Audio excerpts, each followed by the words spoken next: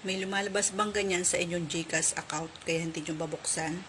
Yan, GCash detected that the device has custom ROM or unlocked bootloader. For your protection, the app will be closed. Tuturo ko po sa inyo kung paano ko po nabuksan ang aking GCash account gamit po ang aking cellphone. Manood po kayo ng aking video at tapusin ninyo ang aking video para may matutunan kayo. Step 1, uninstall GCash. Step 2, install GCash by Google Play Store. Step 3, punta sa settings at hanapin ang apps and permission. Ayun po yung nasa baba, apps and permissions. Tap nyo yan.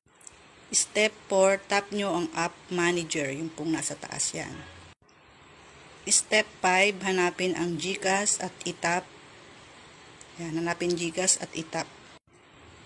Step 6, itap ang permission. Step 7, naka-allowed po dapat lahat yung camera, contacts, location, microphone, physical activity, storage. Naka-allowed po lahat yan. Step 8, dapat naka-on po dapat yan. Yung remove permission if app isn't used, naka-on po dapat yan. Step 9, back po kayo sa settings. Punta po kayo sa settings at hanapin ang system update at itap nyo po. Yan po. Itap nyo po yung system update. Kapag ka po na-itap nyo na yung system update, hintayin nyo lang pong mag-download.